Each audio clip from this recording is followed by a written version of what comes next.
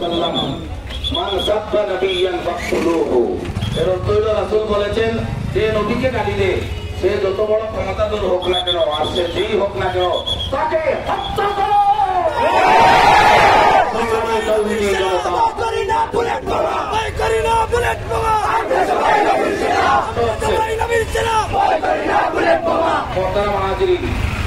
রাসূলুল্লাহ সাল্লাল্লাহু আলাইহি ওয়াসাল্লামের একটা ভবিষ্যৎবাণী আছে, গাজওয়ায়ে হিন্দ। মুসলমানদের একটা যুদ্ধ হবে, রক্তক্ষয়ী সংঘর্ষ হবে হিন্দুস্তানের সাথে, ইন্ডিয়ার সাথে, ভারতের সাথে। সম্ভবত এই দুই হতভাগা অভিশপ্ত এই যুদ্ধের কড়া রাখতেছে। প্রস্তুতি নাও, এই যুদ্ধ শুরু হলে আমাদের জান মাল নিয়ে আমরা সবাই মাঠে নেমে যাব।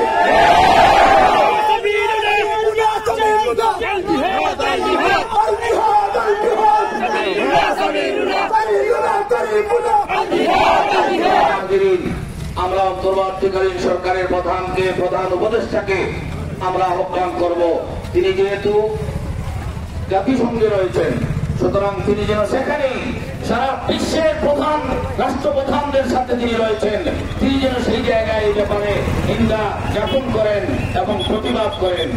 আর নরেন্দ্র মোদী, কোসাই মোদীকে জানিয়ে দিতে চাই তোমার আর বেশি দিন বাকি নাই, মোদী আর বেশি দিন বাকি নাই।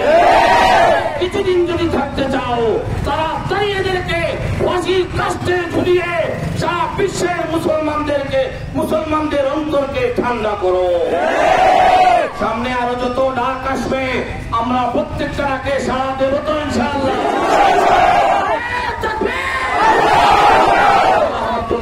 আমাদেরকে ইমানের শক্তি দান করুন, আমরা যেন এগিয়ে যেতে পারি। ওয়া মা তাওফীকি ইল্লা বিল্লাহ।